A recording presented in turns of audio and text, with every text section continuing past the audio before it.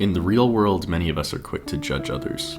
This is often called the fundamental attribution error, where we blame others' actions on their personality and our own actions on external consequences. You yelled because you were tired, they yelled because they're hateful people.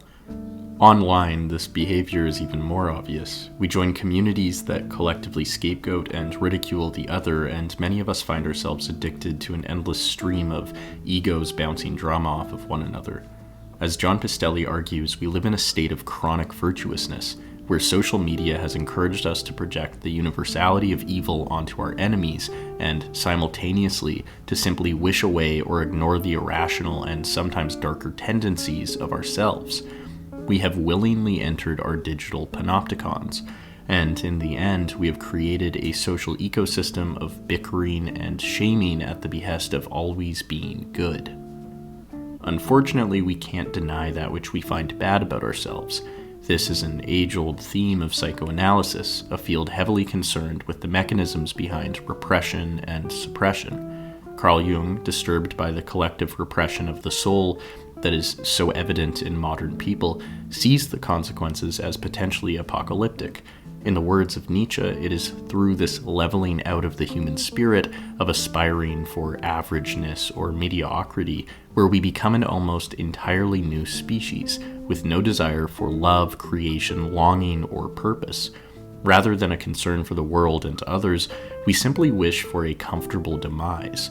Or perhaps, as Ernest Becker was concerned, our incapacity to look inwards will bring us towards a violent future of war, of energy wasted solely on protecting our egos from that which we think we are not. Such trends will become the norm as long as we neglect acknowledging the evil we are capable of in the name of any supposed good.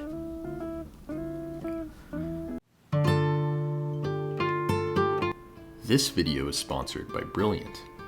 In order to understand deep philosophical concepts and engage in theory, it's extremely important to cultivate an understanding of logic. Not only is this important for one's personal journey into philosophy, it's also good for dealing with pesky family members and friends who might use circular logic or fallacies to prove a point. To interpret abstract concepts, I highly recommend Brilliant, the best way to learn about hypothesis testing, statistics, and logic. Brilliant has thousands of lessons and adds new content monthly.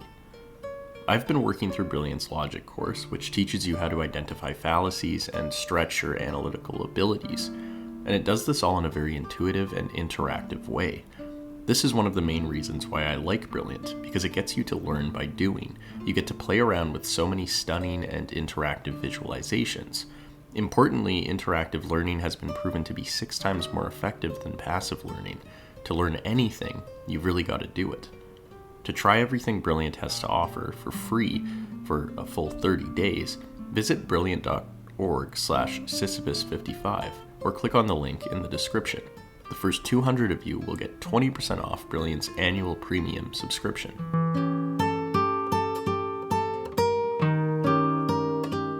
Jung, in his construct of the human self, develops a useful framework in which we can both avoid the darker consequences of our repressed impulses and at the same time harness the unused and creative energy of such impulses. Jung devised the self as containing multiple aspects. The persona, for example, is our social mask. In a similar vein to Sartre's bad faith, it is the performance we put on in order to operate in the world. If the ego is our sense of continuity, in terms of memories and thoughts, the persona is the interface between the ego and the world. It filters out who we are in order to survive and even thrive. On the note of thriving, some may even fall in love with their persona at the suffering of their ego. They may live an entirely performative life. The issue here, according to Jung, is that inevitably all that we have repressed in the service of the persona will come out in some way. This collection of repressed impulses, darker tendencies, and that which our ego or society may label as shameful or harmful is called the shadow, the interface between the ego and inner self. The shadow wishes to remain out of sight, deep underground, where it can become stronger. Of course, the shadow cannot stay hidden for long. This is evident when we look at those who have crafted attractive personas, such as artists and entertainers. These are individuals who have brilliantly designed a social mask to the point in which they are admired for who they are, or at least appear to be. However, as Nietzsche notes, everything profound loves masks. In other words, a profound shadow requires a persona that can match its depths. And so we may observe that wild scandals, substance issues, and a history of trauma follows the brightest of stars. Being in the public spotlight for too long, in a state of constant observation and judgment, can lead to a breaking down of the persona and the strengthening of the shadow. Where exactly does the shadow appear? The most obvious instance is in the case of projection. Upon visiting our family for the holidays, we might feel a deep disgust for our relatives' gluttony, ignorance, cruelty, or coldness. Jung would argue that these are merely reflections of that which we dislike about ourselves, especially illuminated in the closeness we are to our family. This can also translate to entire groups. We can read the prejudicial insults of racists and political opponents as a list of their own insecurities. If the shadow cannot be denied, should we then fully indulge in its darkness? This question is somewhat flawed. Firstly, the shadow isn't entirely dark or evil, rather it is merely a reflection of that which we have repressed. Yes, this could mean our violent impulses, jealousies, and vanity, but it can also mean the creative impulses we were denied in childhood. It could mean the authentic sexual expression that has been rejected by our society.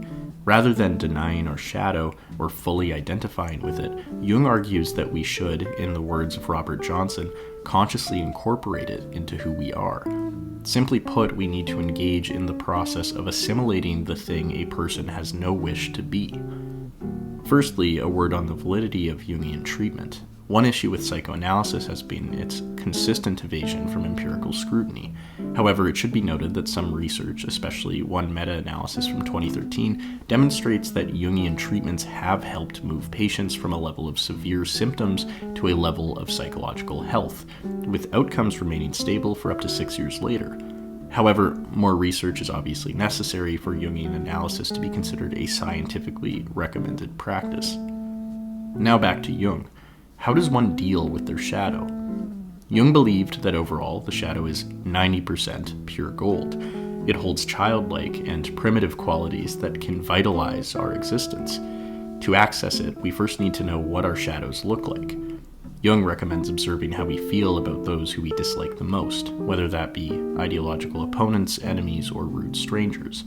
For example, you may grow up with the belief that being assertive means to be selfish, and so with time you come to live in a state of submission, peacefully complying with others and acting as friendly as possible. This is your persona. But deep down you also come to resent those who are assertive, as you view them to be selfish, and maybe they even are selfish. But here, the validity of one's judgment matters little. Instead, you should pay attention to why this resentment exists in the first place. Perhaps your shadow, that holds the potential to be assertive, needs to be assimilated in some way. Maybe if you pay close enough attention, you can find the gold in the darkness and incorporate these repressed aspects into a fuller version of yourself. You can also turn inwards, exploring the aspects of yourself that you deeply dislike. What do you do in your weakest moments? Nietzsche, a man who lived a life of constant torment in an attempt to become himself, is an extreme version of this process. As Ștefan writes, he streaks past all men and all phenomena, and the more he comes closer or appears to come closer to the self, the more feverish the craving to escape from himself becomes. Even more radical are the modifications to his being. He consumes himself in relentless self-devouring, and his road is a solitary flame. Of course, solitude is not a requirement in this process. Jung notes the utility of the trickster archetype, a shadow figure that acts as the representation of all of the inferior traits society may shame and reject. This is a common figure in most stories who, when encountered at crossroads, tends to save the hero from their own pride and guides them towards individuation. Here I see a potential connection between Jung's thought and Victor Turner's anthropological work on liminality. A product of ritual spaces and rites of passage, liminality involves the temporary suspension of the structure of nature through freeing up the generic human bonds and customs that form society. Turner notes that this process can be fueled through persons who occupy the margins and lowest rungs of society, which can traditionally include fools or jesters. They poke fun at the seriousness and rigidity that pervades our world, and in doing so, they force us to confront the silliness of pretending that we aren't also these irrational and biological creatures. They are those mythic types that are structurally inferior or marginal, and yet renew the will to maintain the norms on which the structure depends. Or, in Turner's terms, they represent the very sentiment of humanity.